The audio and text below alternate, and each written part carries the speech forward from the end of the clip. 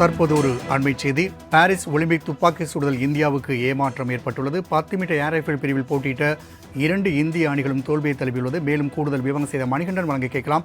Manikandan, air rifle பிரிவில் இந்தியாவுக்கு ஏமாற்றம் ஏற்பட்டுள்ளது. இது குறித்தான கூடுதல் விவரங்களை பதிவு செய்யலாம்.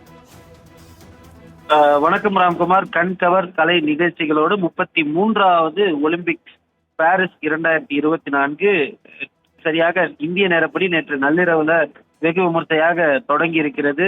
இந்தியாவுக்கு முதல் விளையாட்டு பதக்கத்திற்கான வாய்ப்பாக ஷூட்டிங் பிரிவுல 10 மீட்டர் ஏர் ரைபிள் பிரிவுல பதக்கத்துக்கான சுற்றுக்கு முன்னேறும் என எதிர்பார்க்கப்பட்ட இந்த 10 மீட்டர் ஏர் ரைபிள்ல இந்திய அணிக்கு மிகப்பெரிய தடுமாற்றம், ஏமாற்றம் ஏற்பட்டிருக்கிறது. ஒலிம்பிக் போட்டியில தகுதி சுற்றுக்கு பிறகாக ஆட்டத்தின் முக்கிய பங்காக இருக்கக்கூடிய மெடல் சுற்றுக்கு செல்வதற்கான விளையாட்டு போட்டிகள்ல இந்திய அணி மிகப்பெரிய சரிவை சந்தித்திருக்கிறது.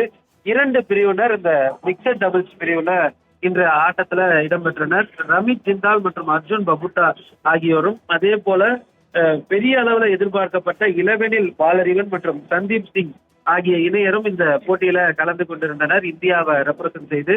இதுல தொடர்ந்து ஜிந்தால் மற்றும் பபுட்டா இணை கிட்டத்தட்ட 5வது இடம் வரை முன்னேறியிருந்த நிலையில ஒரு இடம் முன்னேறி இருந்தால் அவர்கள் பதக்கத்திற்கான அடுத்த சுற்றுக்கு முன்னேறுவார்கள் என்ற நம்பிக்கை இருந்தது. இருந்தாலும் 30 ஷூட்டிங்க்கு பிறகாக 628.7 புள்ளிகளுடன் 6வது இடத்துல முடித்திருக்கின்றனர்.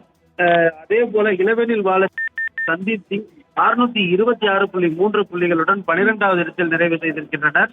முதல் 4 இடங்களை சேர்ந்த அணிகள் மட்டுமே அடுத்து பதக்க சுற்றுக்கான வாய்ப்பை பெறுவார்கள் என்ற அடிப்படையில இந்தியா தங்களது முதல் சந்தித்த விளையாட்டிலேயே பதக்க வாய்ப்பை இழந்து ஒரு ஏமாற்றத்தை அளித்திருக்கிறது. மணிகண்டன், தகவலுக்கு நன்றி.